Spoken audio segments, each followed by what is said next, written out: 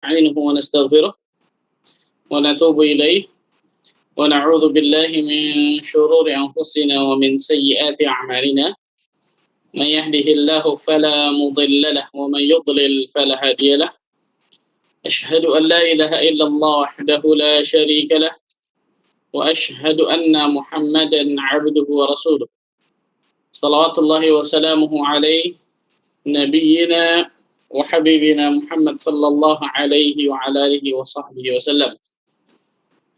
قال الله تعالى في كتابه الكريم يا أيها الذين آمنوا اتقوا الله حق تقاته ولا تموتن إلا وأنتم مسلمون أما بعد. Ikhwani wa akhwati fid din, rahimani wa rahimakumullah, saudara-saudariku sekalian yang mudah-mudahan Allah Azza wa Jalla berikan keberkahan dalam kehidupannya. Alhamdulillah kita bersyukur kepada Allah Rabbul Izzati wal Jalal, Rabbul Alamin, yang telah memberikan berbagai macam nikmat dan karunia-Nya kepada diri kita, sehingga pada kesempatan yang berbahagia ini, alhamdulillah Allah Azza wa Jalla selalu melimpahkan rahmat dan kasih sayang-Nya kepada diri kita semua, sehingga kita dapat mengikuti kajian online via Webex ini. Mudah-mudahan Allah Azza wa Jalla selalu berikan keikhlasan bagi diri kita menuntut ilmu syar'i, sehingga dengan itu Allah Azza wa Jalla berikan ilmu yang bermanfaat kepada kita semua. Salat dan salam semoga tercurah kepada Nabi kita Muhammad sallallahu alaihi wasallam, Nabi akhir zaman, Nabi yang telah membawa kita dari zaman kejahilian, dari zaman kebodohan, dari zaman keterasingan akan ilmu, menuju zaman yang terang menerang akan ilmu syar'i, itu zaman as-sunnah. Ma'asyiral muslimin wal muslimat rahimani wa rahimakumullah. Mulai hari ini insyaallah taala dan ke depannya kita akan bahas sesuatu yang sangat luar biasa pentingnya,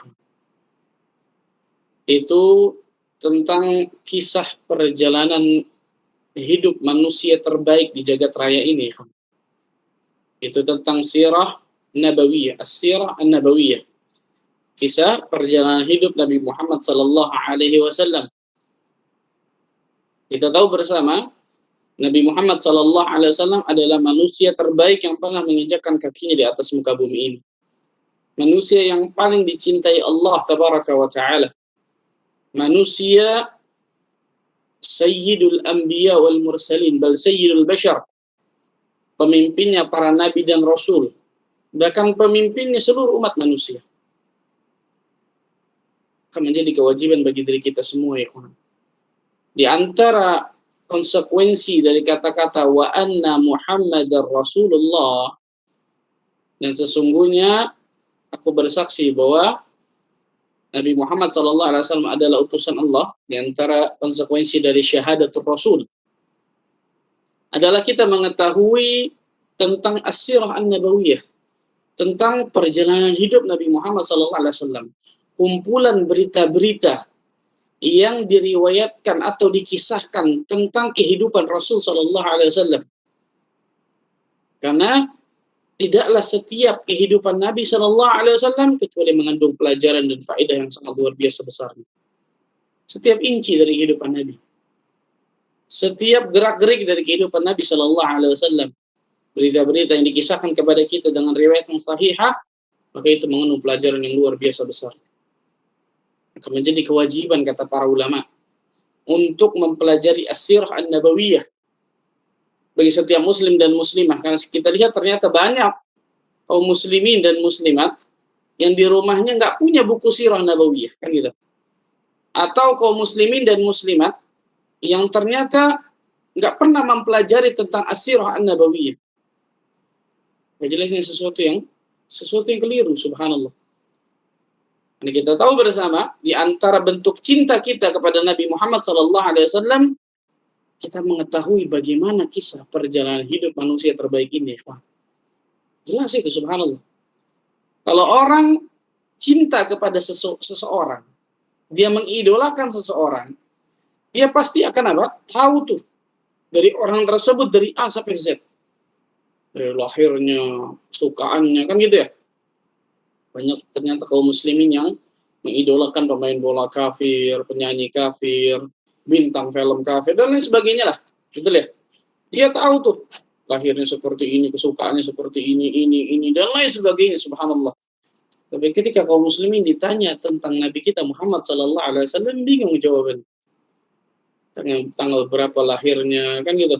Bulan apa, tahun apa, berapa anak Nabi sallallahu alaihi wasallam, berapa istri Nabi sallallahu alaihi wasallam, berapa kali Rasul sallallahu alaihi wasallam mengikuti peperangan dan lain sebagainya.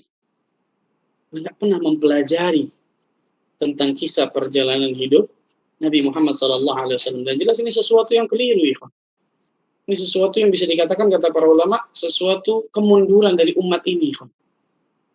Kemunduran dari umat ini yang sangat luar biasa. Mempelajari sirah nabawiyah jelas merupakan bagian dari agama Islam, ya. Karena para ulama salaf terdahulu mereka sangat ihtimam. Mereka sangat memberikan perhatian yang besar dalam mempelajari sirah nabawiyah. Seperti dinukil oleh kebanyakan dari perkataan mereka. Seperti cicit Nabi sallallahu alaihi wasallam bernama Ali Zainal Abidin. Zainal Abidin ini julukan, karena nama aslinya Ali ibn Husain, anak dari Husain ibn Ali. Ali ibn Husain ibn Ali ibn Abi Talib, yang dikenal dengan Ali Zainal Abidin karena saking luar biasanya ibadahnya, saking bagusnya ibadahnya, saking rajinnya ibadahnya. Nah, beliau mengatakan, kunna nu'allimu maghaziyan Nabi sallallahu alaihi wasallam wa sarayahu kama nu'allimu surata minal Qur'an. Subhanallah. Kami nih, kata Ali Zainal Abidin, dahulu diajari tentang sejarah peperangan Nabi sallallahu alaihi wasallam. Kami dahulu diajari tentang peperangan Nabi sallallahu alaihi wasallam, baik yang Nabi ikut serta di dalamnya atau tidak, sebagaimana kami diajari tentang surat Al-Quran. Allahu Akbar. Sebagaimana kami diajari tentang apa? Surat dari Al-Quran. Maksudnya apa? Terus, sering. Ini menunjukkan, lihat bagaimana para ulama salaf terdahulu benar-benar menaruh perhatian yang besar terhadap sejarah Nabi Muhammad SAW. Terhadap apa? Kisah perjalanan hidup Nabi Muhammad SAW. Termasuk diantaranya apa? Peperangan Nabi SAW. Baik yang diikuti Nabi SAW atau yang tidak, kan gitu. Karena ada peperangan yang diikuti Nabi dikenal dengan ghazwah, peperangan yang tidak diikuti Nabi yang terkenal dengan sarayah, kan gitu.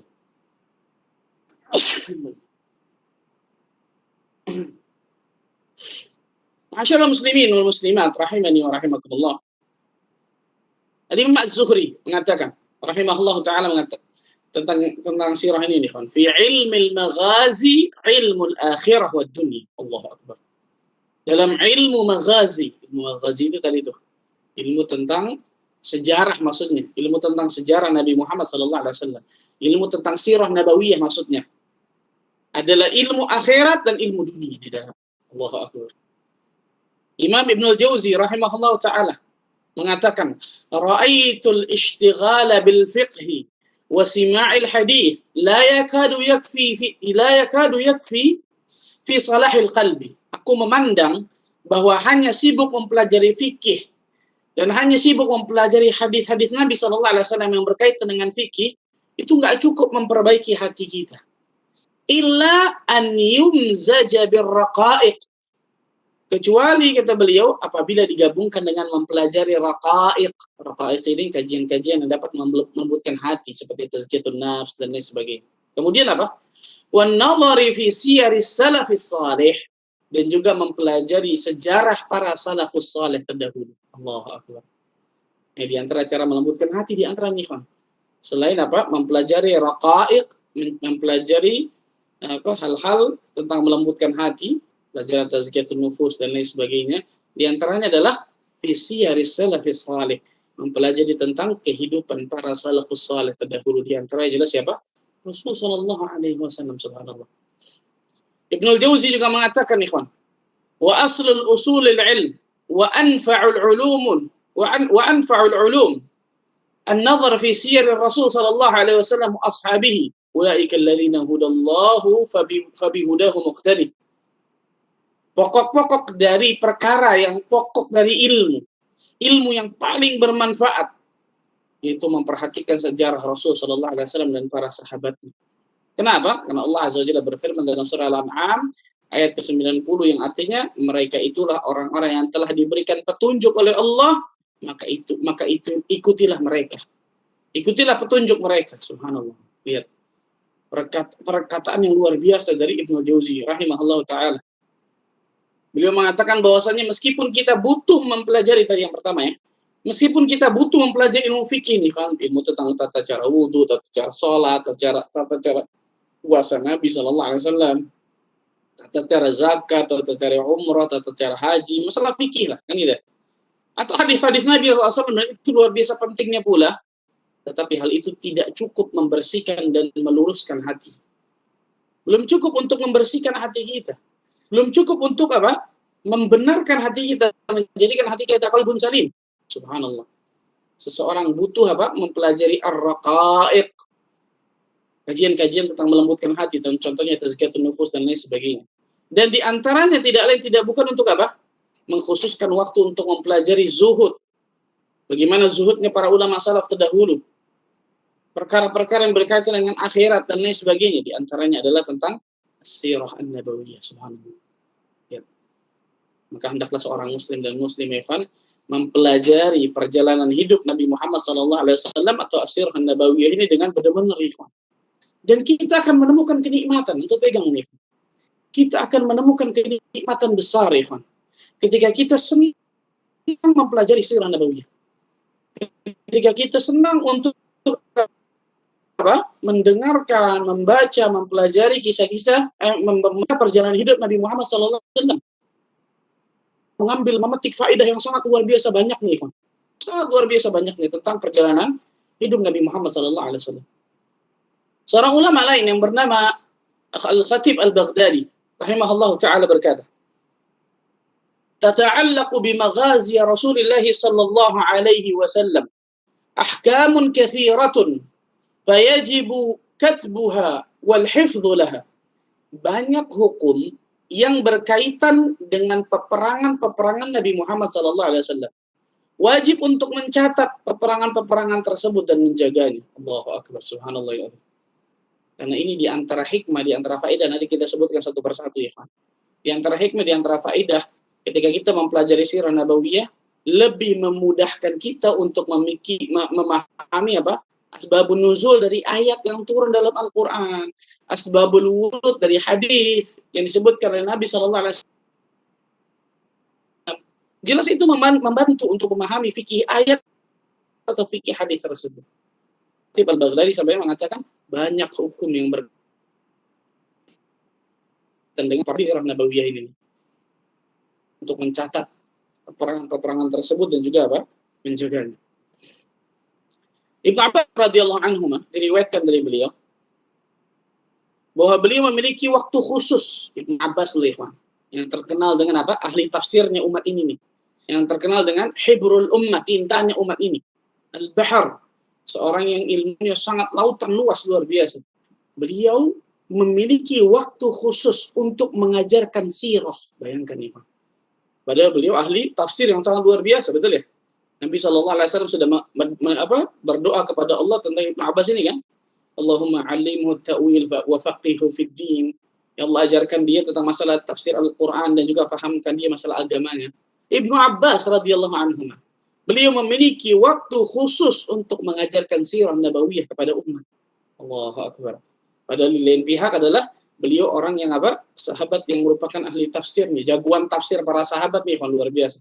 Orang yang alim di kalangan para sahabat, lihat. Tapi sangat luar biasa bagaimana beliau mencintai Nabi SAW untuk mengkhususkan waktu untuk mengajarkan sirah nabawiyah kepada umat. Ibnu Abbas kemudian mengatakan tentang masalah ini nih.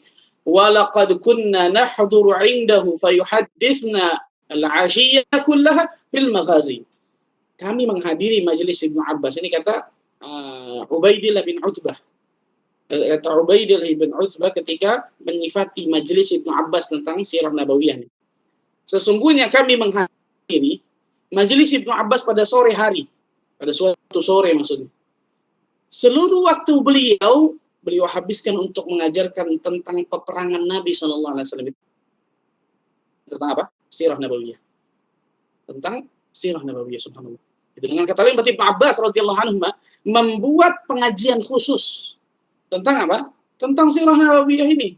Karena pentingnya luar biasa mempelajari sirah ini. Karena ketika kita mengenal ikhwan, siapa Nabi kita Muhammad sallallahu alaihi wasallam, tidak lain tidak bukan kecuali kita akan tambah cinta kepada Nabi kita Muhammad sallallahu alaihi wasallam.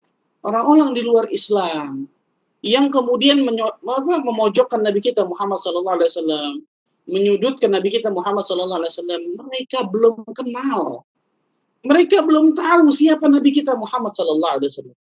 Kalau mereka tahu, mereka kenal siapa Nabi kita Muhammad sallallahu alaihi wasallam, tidak lain tidak bukan mereka pasti akan cinta kepada Nabi kita Muhammad sallallahu alaihi wasallam. Mereka nggak tahu bagaimana akhlak Nabi Muhammad sallallahu alaihi wasallam, bagaimana kelemah lembutan Nabi sallallahu alaihi wasallam, bagaimana kecerdasan sallallahu alaihi wasallam, bagaimana keberanian Nabi dan lain sebagainya. Subhanallah.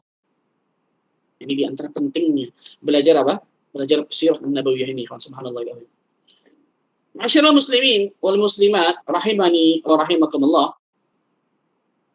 Ketika seseorang mempelajari sirah nabawiyah, maka dia akan melihat sosok manusia yang manusia ini sangat luar biasa sempurna Allah Azza wa Jalla ciptakan. Karena itu Allah Azza wa Jalla sampai puji akhlak Nabi Muhammad sallallahu alaihi wasallam dalam Al-Qur'an.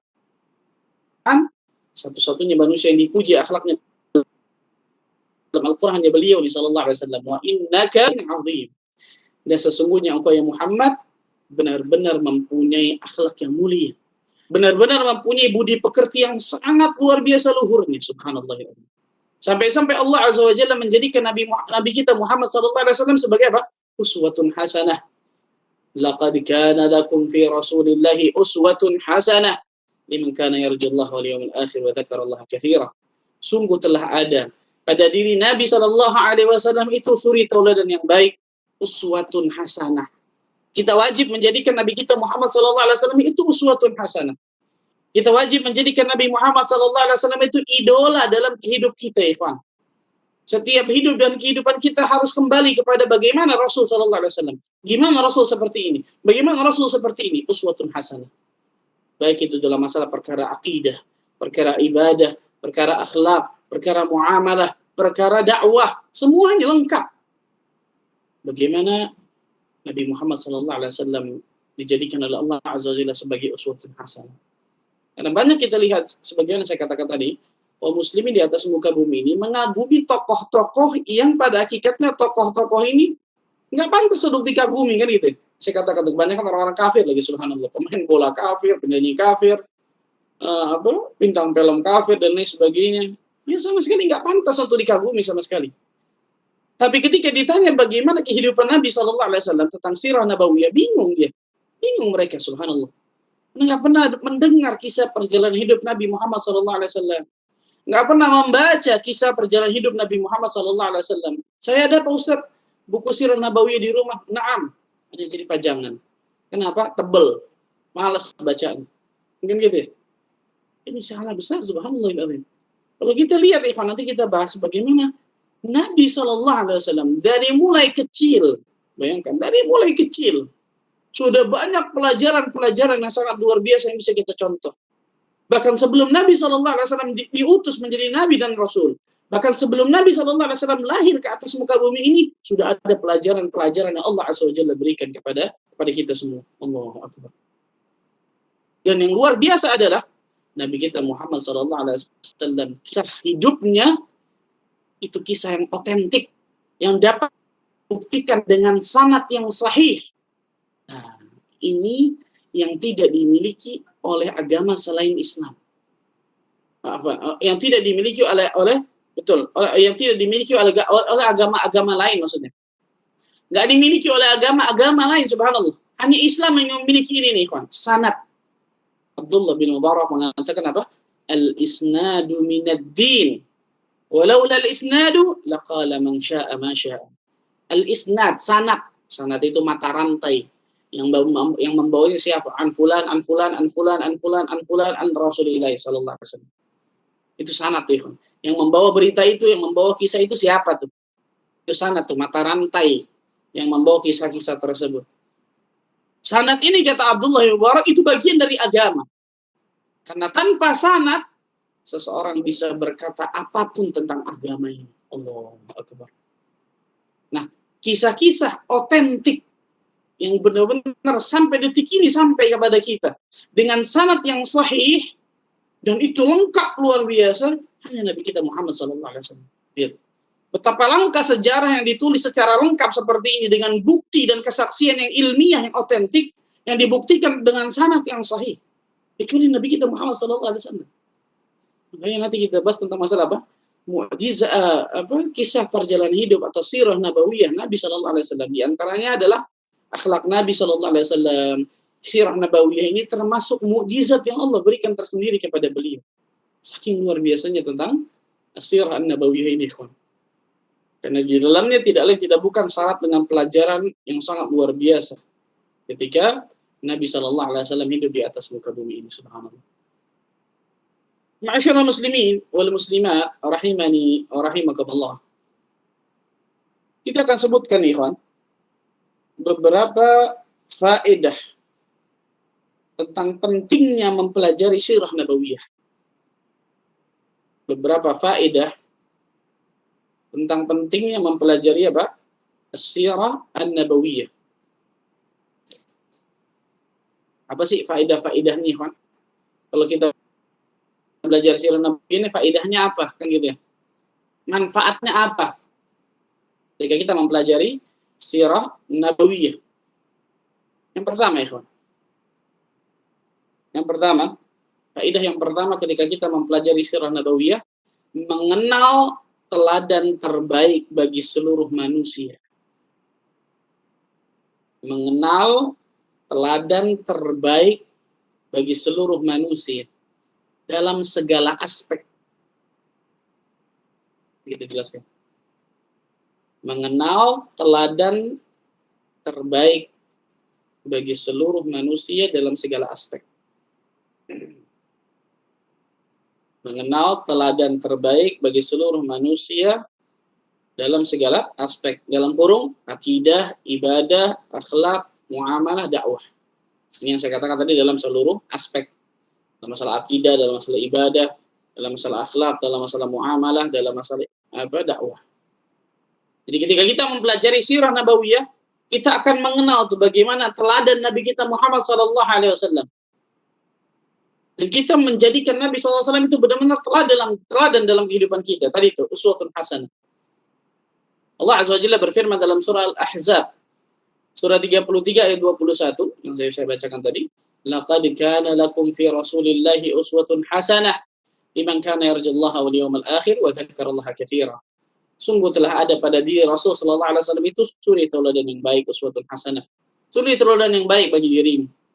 Itu bagi orang yang mengharapkan rahmat Allah dan kedatangan pada hari kiamat dan dia banyak berzikir kepada Allah Azza wa Jalla. Dia usaha meneladani Nabi sallallahu alaihi wasallam enggak mungkin bisa lepas dari mengetahui sejarah kehidupan beliau sallallahu alaihi wasallam. Betul ya? Enggak mungkin kita bisa meneladani gimana nih Nabi sallallahu alaihi wasallam kecuali ketika kita mempelajari sejarah hidup Nabi sallallahu alaihi wasallam. Subhanallah.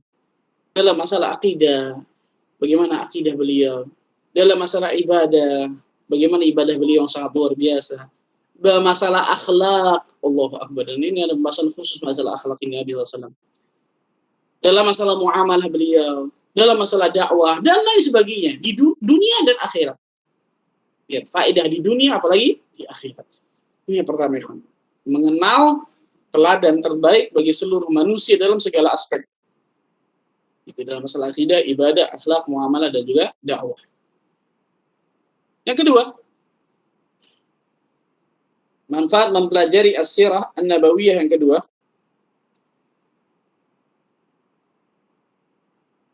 sirah Nabi sallallahu alaihi wasallam menjadi timbangan amal perbuatan manusia. Allahu Akbar.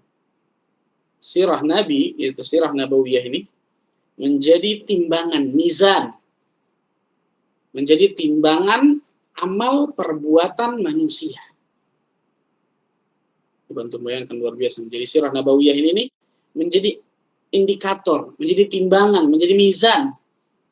Timbangan amal perbuatan manusia, benar nggak nih? Imam Sufyan ibn Uyainah rahimahullah ta'ala. Sufyan bin Uyainah ini ulama di Mekah, di antara gurunya Imam Syafi'i rahimahullah ta'ala. Sufyan bin Uyainah rahimahullah ta'ala berkata, sesungguhnya Rasul sallallahu alaihi wasallam adalah timbangan paling inti. Lihat, sesungguhnya Rasulullah SAW timbangan yang paling apa? Inti. Segala sesuatu ditimbang dengan akhlak, sirah dan petunjuk beliau. Yang sesuai, maka itu pasti benar. Yang berlawanan dengan itu, maka itu pasti kebatilan. Bayangkan ikhwan. Ini yang dikatakan oleh para ulama, bahwa sirah nabawi itu menjadi mizan. Sirah nabawi itu menjadi timbangan amal perbuatan manusia. Kalau itu selaras dengan apa yang dilakukan Nabi SAW, apa yang ditunjukkan Nabi SAW dalam petunjuknya, dalam sirahnya, kan gitu ya, maka itu pasti benar. Tapi kalau itu berlawanan dengan Nabi SAW, maka itu pasti sebuah apa? Kebatilan. Ya, sampai seperti itu dikatakan oleh Sufyan bin Uyainah rahimahullahu ta'ala. Maka ketika kita ingin menimbang amal-amal kita, ikhwan, timbanglah amal kita tidak lain tidak bukan dengan apa?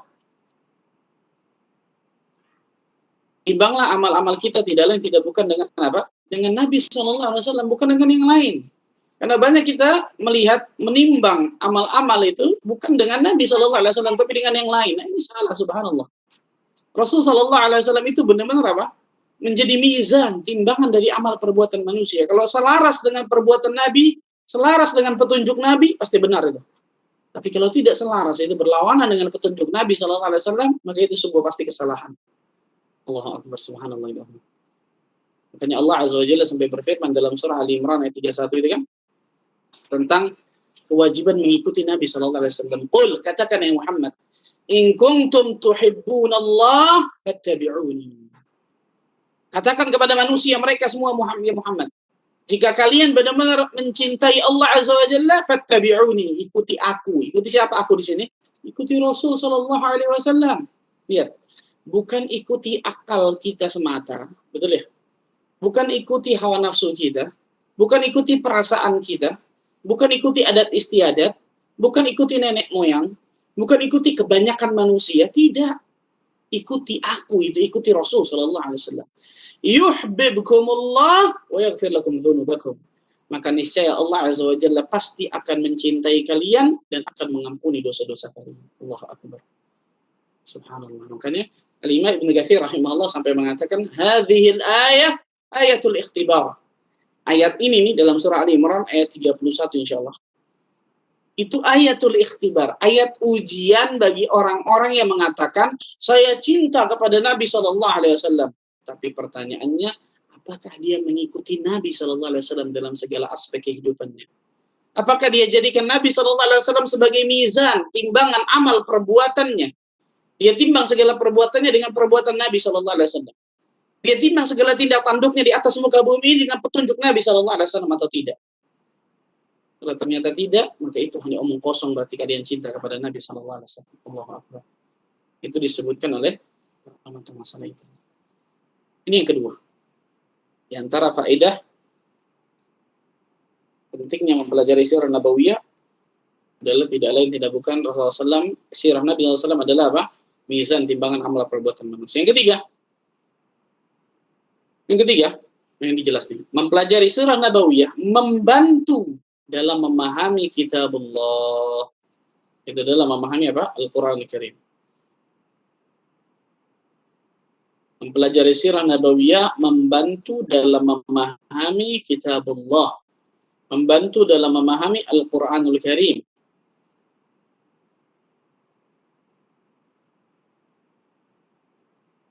Mempelajari sirah nabawiyah membantu dalam memahami apa? Al-Quranul Karim. Sebagaimana saya katakan tadi, Ikhwan, banyak ternyata asbabun nuzul. Sebab diturunkan ayat itu nyambungnya sama sirah nabawiyah. Banyak luar biasa kan gitu ya. Tentang masalah perang Badar, tentang masalah perang Uhud, tentang masalah perang Hunain, kan gitu ya. Tentang masalah tawanan perang Badar ketika Umar dan Abu Bakar memberikan pendapat, kan gitu ya. Tentang masalah keheroikan para sahabat ketika mereka berperang. Contohnya Anas bin Nadhr kan gitu, dan lain sebagainya. Sangat luar biasa banyaknya asbabun nuzul, sebab diturunkan ayat tersebut itu nyambungnya sama sirah nabawiyah. Kalau kita bahas satu persatu luar biasa panjang masalah ini. Luar biasa banyaknya.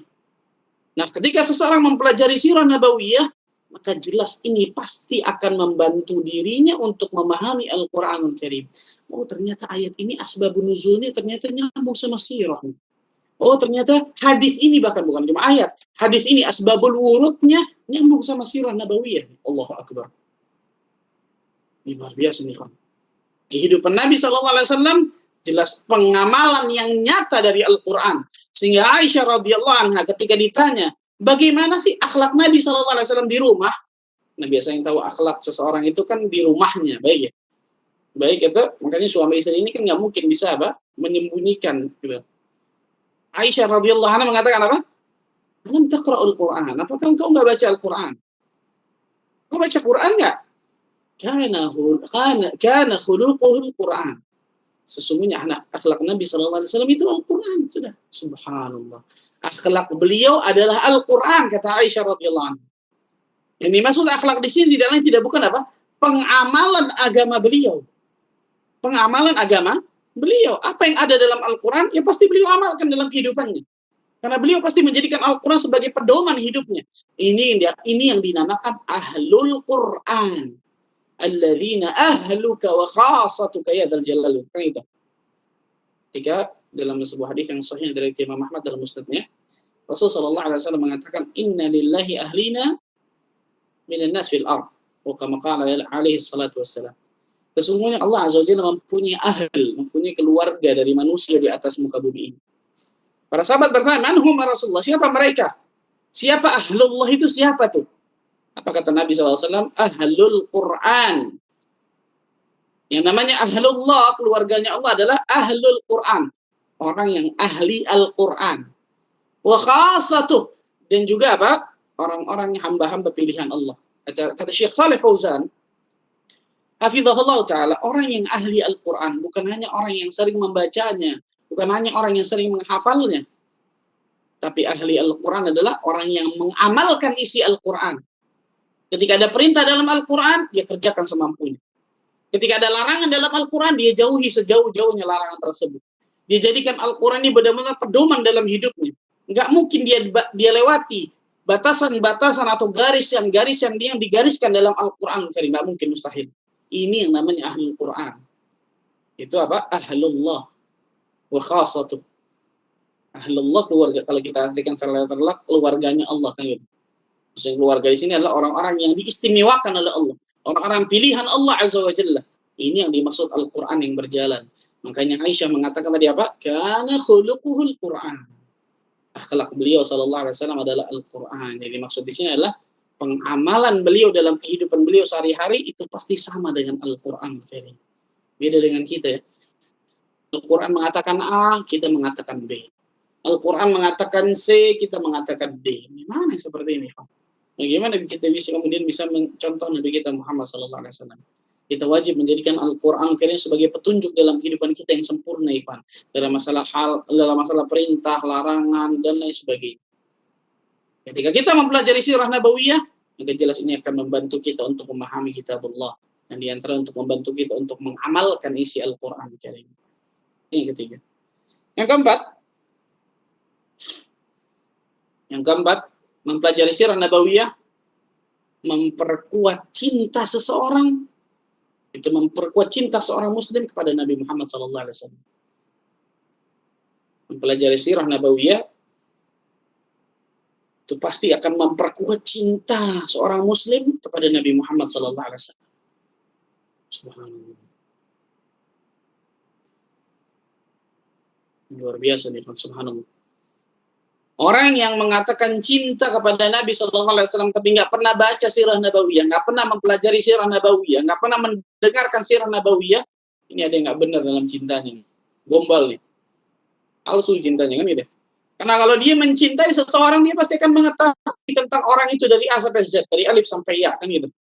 Ketika kita mempelajari sirah nabawiyah, kita akan mengetahui bagaimana sosok Nabi Muhammad SAW yang luar biasa. Yang sangat luar biasa, subhanallah ya azim. Kita akan mengenal bagaimana sosok Nabi Muhammad SAW yang sangat luar biasa, subhanallah. Dan itu pasti akan mendorong kita untuk apa? Berbuat kebaikan dan mencontoh Nabi Shallallahu Alaihi Wasallam. Itu ittiba, mengikuti Nabi Shallallahu Alaihi Wasallam. Itu mereka pasti akan cinta kepada Rasul Shallallahu Alaihi Wasallam ketika kita apa? Mempelajari sirah Nabawiyah insyaallah taala. Contoh itu. Kita lihat bagaimana akhlak Nabi Shallallahu Alaihi Wasallam. Disebutkan dalam riwayat ketika Rasul Shallallahu Alaihi Wasallam sedang berjalan dan beliau memakai, kalau bahasa kita sekarang syal di lehernya, selendang, bukan selendang, iya mungkin syal selendang yang agak bahannya itu agak kasar atau dililitkan di leher beliau Shallallahu Alaihi Wasallam. Ini ceritakan oleh Anas bin Malik radhiyallahu anhu. Tiba-tiba ketika beliau sedang berjalan, ada orang yang menarik selendang dari belakang secara kencang. Sehingga aku, kata Anas bin Malik, melihat, jadi ada yang menarik secara kencang. Aku melihat di leher Nabi Shallallahu Alaihi Wasallam ini bekas, karena tadi selendang agak kasar bahannya, betul ya. Ya ketika ada orang menarik agak kencang, itu akan berbekas merah istilahnya, kan gitu. Anas bin Malik mengatakan, aku melihat bekas itu di leher Nabi Shallallahu Alaihi Wasallam. Ternyata yang nariknya itu Arab Badui. Kita tuh bersama Arab Badui sekelak jujur, betul ya? Yang nariknya itu ternyata siapa? Arab Badui. Ketika ditarik seperti itu dengan kencangnya, Rasul Shallallahu Alaihi Wasallam menengok, lihat Arab Badui, Rasul senyum. Tersenyum. Ini kata para ulama di antara mukjizat yang Allah Azza wa Jalla berikan kepada Nabi kita Muhammad Sallallahu Alaihi Wasallam dari akhlak beliau. Antum lagi jalan, tiba-tiba dikeplak dari belakang sama orang, misal dia kan, kenceng blok lah. Pas nengok, antum gak kenal di sebulan.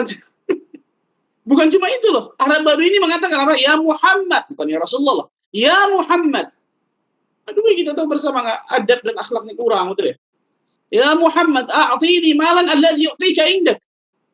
Wahai Muhammad, berikan aku harta yang Allah titipkan kepadamu ya Muhammad. Minta duit. Bayangkan nih.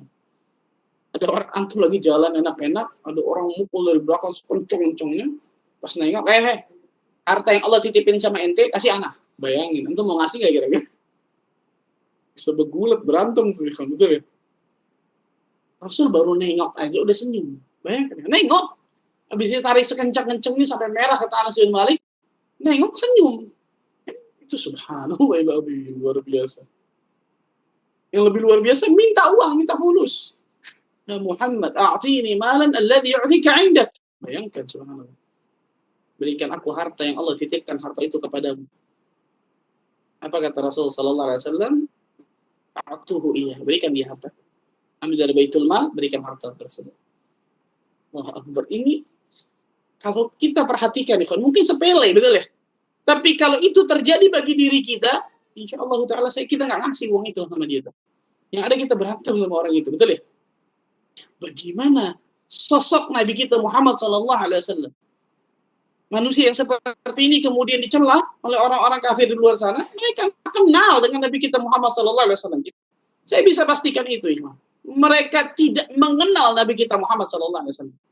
Kalau mereka mengenal Nabi kita Muhammad SAW, tidak bukan mereka akan cinta dan masuk ke dalam Islam secara berbondong-bondong. Berapa banyak dalam sirah Nabawiyah disebutkan orang-orang yang masuk ke dalam Islam, kenapa? Karena tertarik dengan akhlak Nabi SAW, sangat luar biasa. Ketika kita mempelajari sirah Nabawiyah, menjadikan diri kita termasuk orang-orang yang akan semakin mencintai Nabi SAW. Itu diantara apa? Cara atau diantara faedah pentingnya mempelajari sirah Nabawiyah. Selanjutnya, yang ke-5 berarti ya. Mempelajari sirah Nabawiyah merupakan pintu menuju peningkatan iman. Mempelajari sirah Nabawiyah merupakan pintu menuju peningkatan iman. Mempelajari sirah Nabawiyah merupakan pintu menuju peningkatan apa? Iman. Nah, ikhwan, kalau kita pelajari sirah Nabawiyah, kita akan melihat bagaimana ibadah Nabi, contoh. Bagaimana ibadah Nabi SAW luar biasa. Dan kita akan melihat diri kita, ya Allah, ibadah saya masih kacau balau, betul ya? Hisab saya masih menegangkan. tapi merasa aman dari azab Allah, neraka Allah Subhanahu.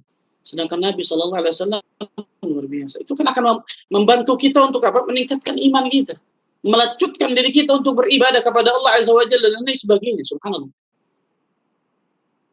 Maka Aisyah radhiyallahu anha apa? Rasul Shallallahu Alaihi Wasallam sholat sampai apa? Yatafattar qadamah, sampai kakinya pecah-pecah, sampai kakinya bengkak-bengkak. Itu manusia terbaik yang pernah menginjakkan kakinya di atas muka bumi ini. Bayangkan. Itu manusia yang paling dicintai Allah Tabaraka wa Ta'ala. Itu manusia yang pasti diampuni dosanya yang lalu yang akan datang. Bayangkan. Rasa takutnya seperti itu ya. Dan memang Nabi SAW mengatakan, Inni la'a'lamuhum billah wa asyadda lahu khasyah. Sesungguhnya aku adalah orang yang paling berilmu tentang Allah dan aku orang yang paling takut kepada Allah Azza wa Jalla.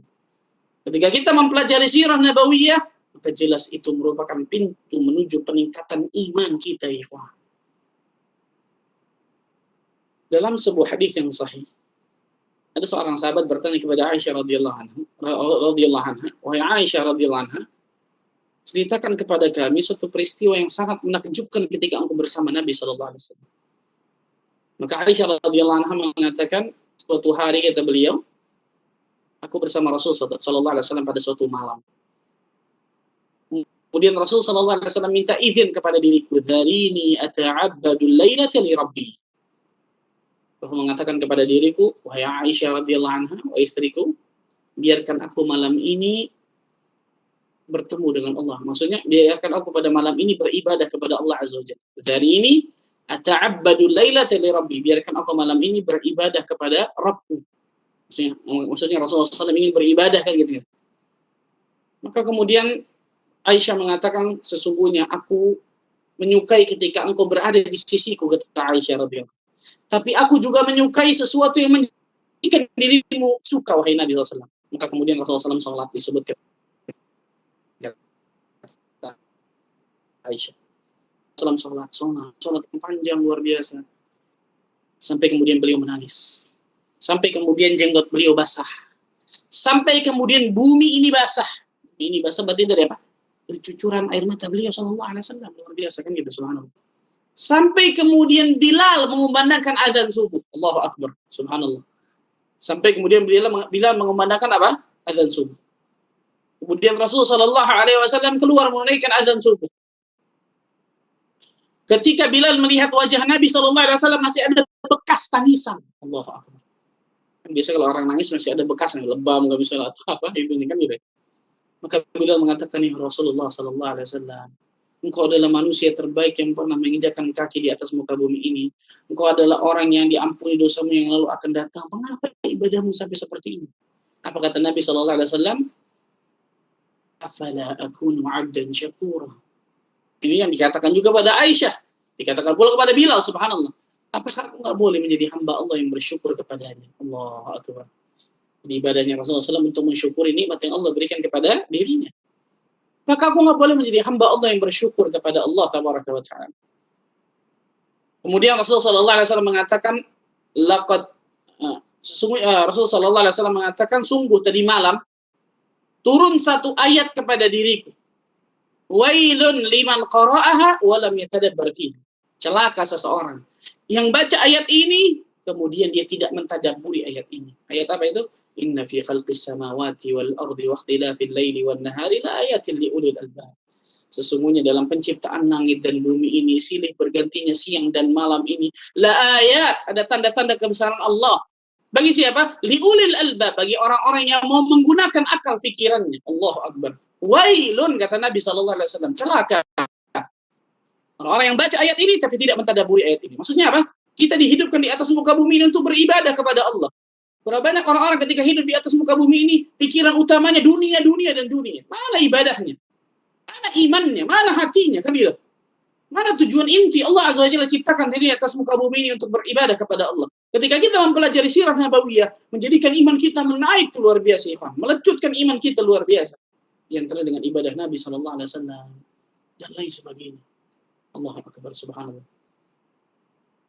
Kemudian yang keenam, mempelajari sirah nabawiyah membantu memudahkan memahami Islam. Mempelajari sirah nabawiyah itu dapat membantu memudahkan mempelajari agama Islam ini. dengan baik dalam segala aspek, jelas ya. Tidak akhlak, ibadah, muamalah dan sebagainya. Mempelajari sirah nabawiyah dapat membantu memudahkan memahami agama Islam ini dengan baik. Contoh masalah dakwah. Dari mana sih kita mulai dakwah ini? Rasul Shallallahu Alaihi Wasallam memulai dakwahnya dengan dakwah apa? Dakwah tauhid, betul ya? Memperbaiki akidah manusia. Ketika di Mekah kurang lebih 13 tahun lamanya, belum ada syariat puasa, belum ada syariat haji, umroh, dan lain sebagainya. Syariat sholat pun turun akhir-akhir sebelum Nabi SAW hijrah ke Madinah ketika Isra dan Mi'raj, kan gitu ya. 13 tahun lamanya Rasul SAW menggembleng para sahabat dengan la ilaha illallah, dengan tauhidullah, dengan akidah yang benar. 13 tahun jadinya sahabat tuh ikhwan. Kalau kita mempelajari sirah nabawiyah, itu pasti akan membantu kita untuk memudahkan memahami agama Islam ini dengan baik dalam segala aspek. Masalah akidah, ibadah, muamalah, di antara masalah dakwah tadi. Kita mulai dakwah dari mana? Oh, dari dakwah tauhid. Dari dakwah memperbaiki akidah kaum muslimin, menekankan tentang masalah hal tersebut, kan gitu ya. Karena itu yang ternyata yang dilakukan Nabi SAW ketika pertama kali pas dakwah beliau di Mekah, kan itu. Subhanallah. Itu dengan mempelajari sirah nabawiyah. Yang ketujuh, di antara manfaat mempelajari sirah nabawiyah yang ketujuh, kata para ulama, sirah nabawiyah menggariskan metodologi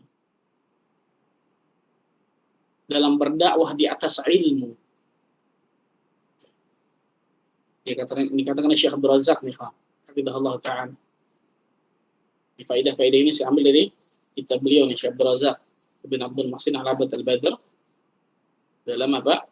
Ringkasan kitab beliau min fawaidi ad-dirasah as-sirah nabawiyah, Syekh Abdul Razak. Beliau mengatakan yang ketujuh ini, sirah nabawiyah ini menggariskan manhaj, menggariskan metodologi dalam berdakwah di atas ilmu, di atas basirah. Jadi seorang dai yang sejati, dia pasti akan apa? Orang-orang yang menguasai petunjuk dan langkah kehidupan Nabi Shallallahu Alaihi Wasallam. Karena Allah mengatakan dalam surat Yusuf, surat ke-12 ayat 108, Qul hadhihi sabili, katakan ya Muhammad, inilah jalanku. Inilah jalanku yang lurus, yang benar nih. Inilah jalan agamaku. Ad'u ilallah ala basiratin ana wa man ittaba'ani. Aku dan orang-orang yang mengikuti mengajak kalian kepada Allah dengan apa? Hujjah yang nyata, dengan ilmu, ala basiratin, dengan basirah, burhan, dalil. Seorang dai yang sejati, maka insyaallah taala dia harus menguasai tentang apa? Tunjuk langkah kehidupan Nabi SAW, sejarah hidup beliau SAW. Jadi dia pasti akan apa?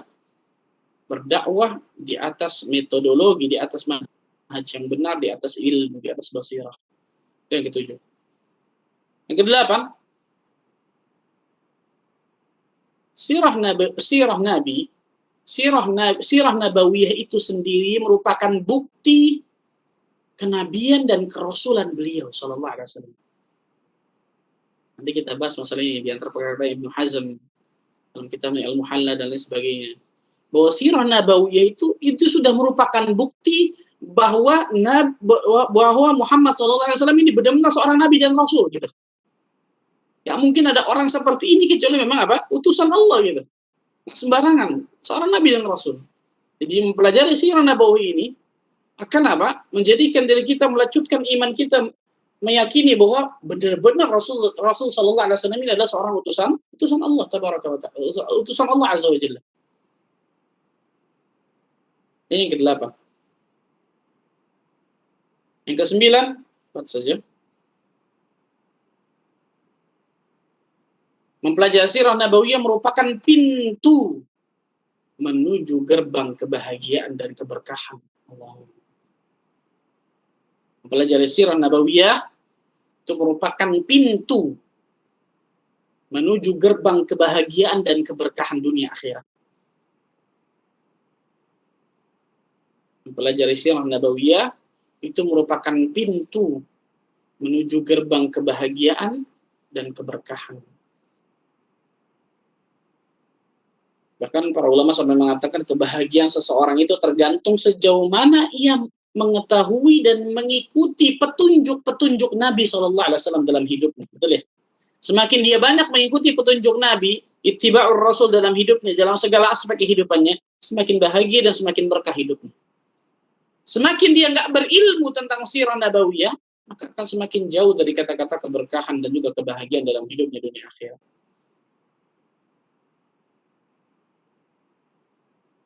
Dan yang terakhir, yang ke-10, sebenarnya bukan yang terakhir, masih banyak pada kikannya, Pak. Tapi ini saya cukupkan 10 aja. Mereka sebutkan semua bisa banyak, luar biasa. Yang ke-10, sirah nabawiyah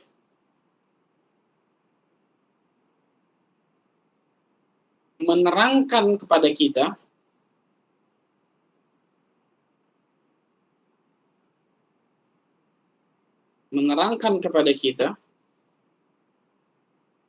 sejarah kehidupan Nabi dan para sahabat.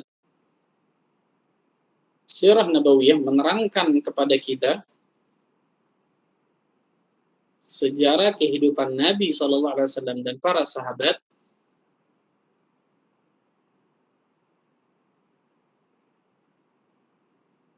agar saya ulang, sirah nabawiyah menerangkan kepada kita tentang sejarah kehidupan Nabi SAW dan para sahabat merupakan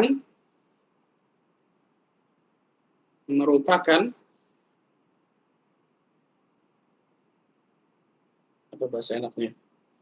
Merupakan cara menjadikan diri kita mulia dunia akhirat. Menjadikan Islam, menjadikan diri kita dan Islam ini mulia dunia akhirat. Jadi kalau kita baca sirah nabawiyah, kemudian juga kisah-kisah para sahabat gitu, kita akan mengetahui nih gimana sih jalan hidup mereka nih, seorang muslim yang benar tuh seperti apa. Mengharapkan kebaikan, kehidupan yang mulia dunia akhirat. Sehingga generasi Islam yang pertama ini dari Nabi SAW, kemudian dari Khulafa Rasyidin, yang mengalami apa? Kemuliaan. Allah Azza wa Jalla tinggikan, muliakan mereka. Setengah dari dunia ini, bahkan 2/3 dari dunia ini Allah titipkan di tangan para sahabat Nabi radhiyallahu anhum jami'an. Betul ya?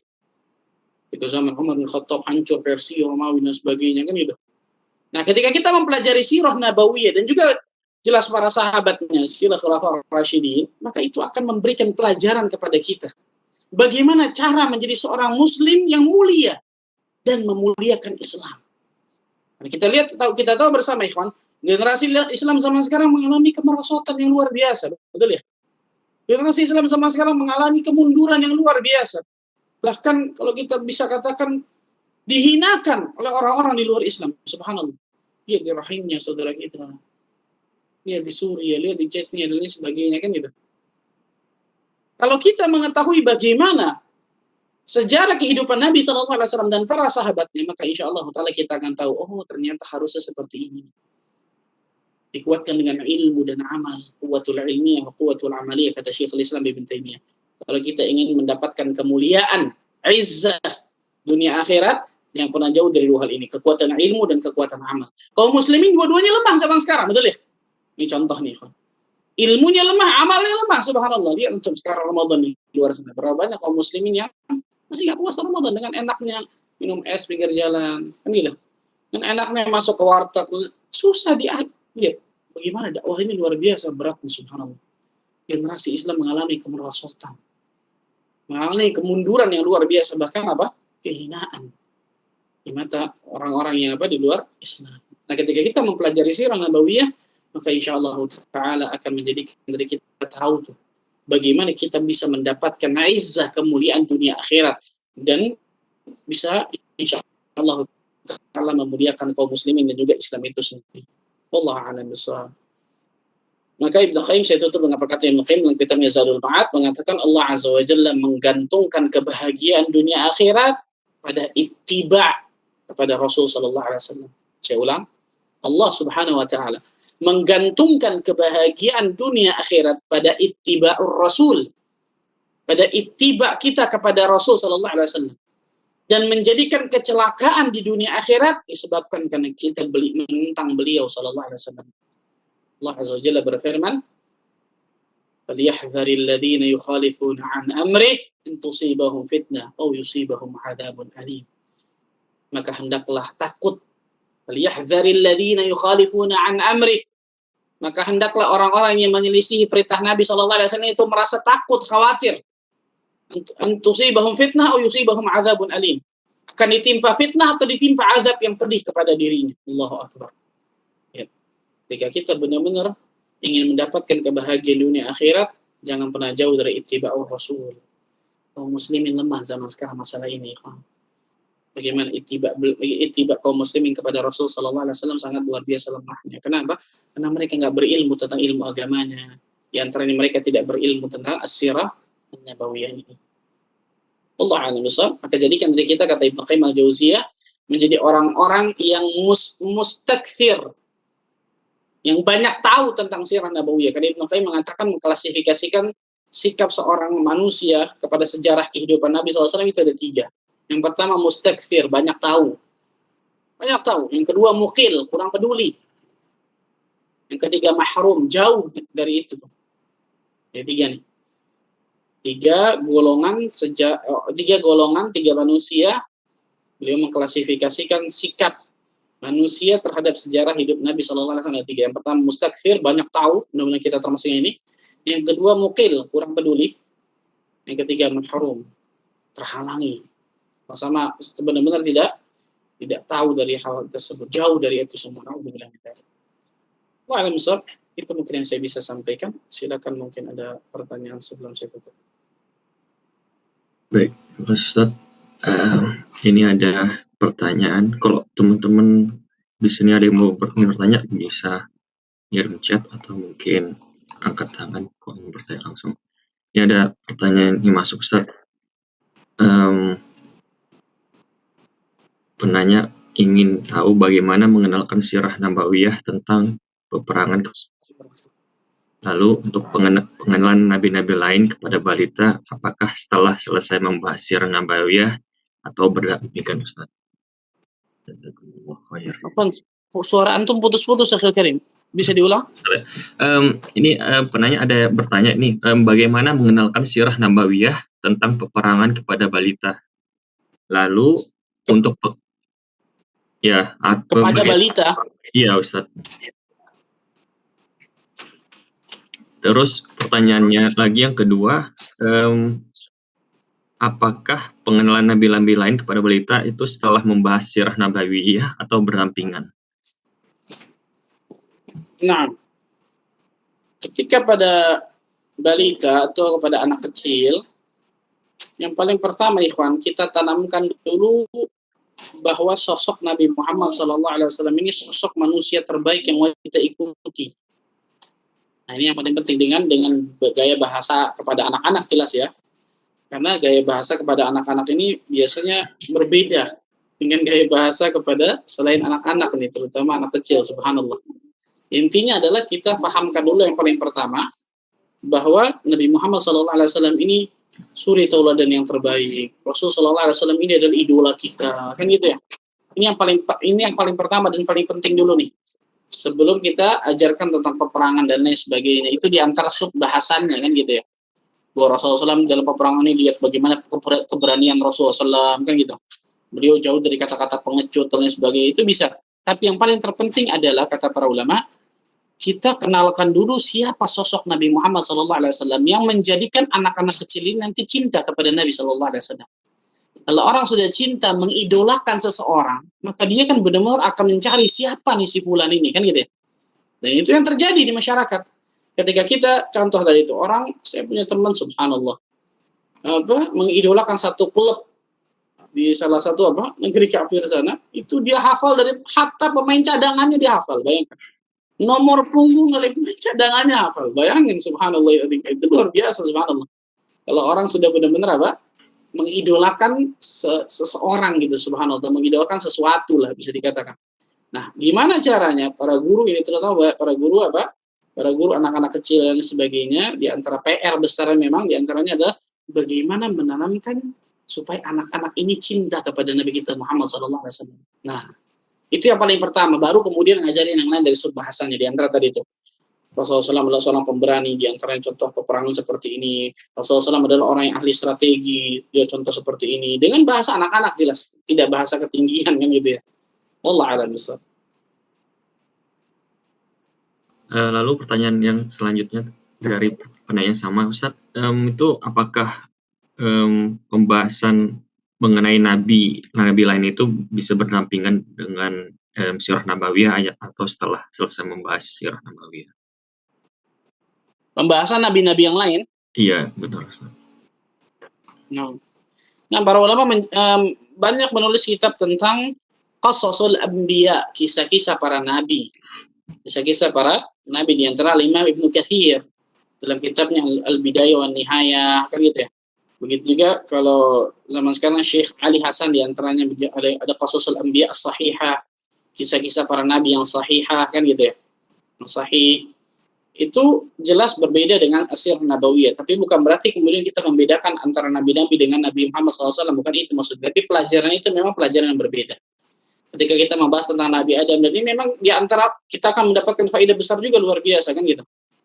Di antaranya kitab dari Syekh Mustafa Al-Adawi tentang ada sekitar 6 jilid kalau nggak salah, masalah qasasul anbiya tuh, kisah-kisah para nabi, dari kisah Nabi Adam dan lain sebagainya, faedahnya apa saja. Karena yang paling penting, ikhwan, dari membahas masalah kisah-kisah ini, bukan hanya kita dengar kisah, oh enak ya, oh begini, oh begini, tapi kita nggak bisa memetik pelajaran. Nah ini yang paling penting, Ivan. Makanya buku fikih sirah nabawiyah, maksudnya apa fikih sirah nabawiyah? Mengambil pelajaran-pelajaran yang ada pada kisah perjalanan hidup Nabi SAW, pelajarannya apa saja nih? 1, 2, 3, 4, 5, dan seterusnya. Kan gitu. Ini yang luar biasa nih, fikih sirah nabawiyah. Dari setiap penggalan-penggalan kisah-kisah perjalanan hidup para nabi ataupun Nabi Muhammad SAW, kita bisa ambil pelajarannya, di antaranya baik Nabi kita Muhammad SAW ataupun seluruh para nabi. Tapi ini memang pelajaran yang berbeda. Karena lebih luas kalau qasasul anbiya, kisah-kisah para nabi, jelas apa pelajarannya lebih luas. Kita membahas tentang masalah nabi-nabi dan rasul. Allah a'lam bishawab. Baik Ustaz. Terus pertanyaan selanjutnya nih, ada referensi buku sirah nabawiyah yang lengkap dan komprehensif Ustaz, yang bisa antum rekomendasikan? Untuk sekarang sebenarnya bahasa Arabnya tapi nggak ada bahasa Indonesianya. Al-Lu'lu' wal Marjan itu nggak ada bahasa Indonesianya, itu sekitar 3 jilid, ada 4 jilid tapi nggak ada bahasa Indonesianya. Kalau yang sudah ada bahasa Indonesianya, sudah ada terjemahnya, fikih sirah nabawiyah. Fikih sirah nabawiyah dari Syekh Abdul Karim, dari Syekh Profesor Dr. Zaid bin Abdul Karim Az-Zaid. Profesor Dr. Zaid bin Abdul Karim Az-Zaid. Itu fikih sirah nabawiyah, terbitan dari Darus Sunnah kalau nggak salah. Terbitan dari Darus Sunnah.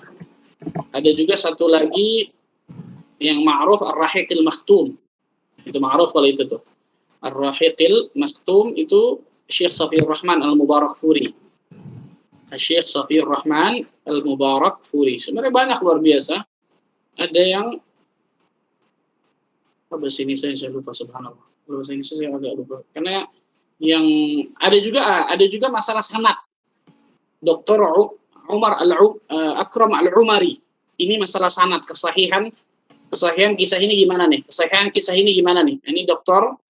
Akram Al-Umari, sudah diterjemahkan juga di bahasa Indonesia. Dr. Akram Al-Umari, tapi bahasa Indonesia judulnya apa saya lupa. Itu ada bahasa Arabnya dan sudah diterjemahkan di sini. Ini khusus masalah sanad nih. Nah, ini kita bisa tahu nih kisah ini sahih nggak? Kisah ini sahih nggak? Apa dhaifah nggak? Nah, itu bisa diketahui tentang buku Dr. Akram Al-Umari ini nih. Tapi bahasa Indonesianya judulnya apa saya lupa. Tapi yang paling ma'ruf untuk sekarang ya, yang saya katakan tadi, yang tadi fikih sirah nabawiyah, karya dari Profesor Dr. Zaid bin Abdul Karim Az-Zaid. Itu fikih sirah nabawiyah terbitan dari Darus Sunnah. Itu yang paling bisa dikatakan paling sekarang ya, paling lengkap lah.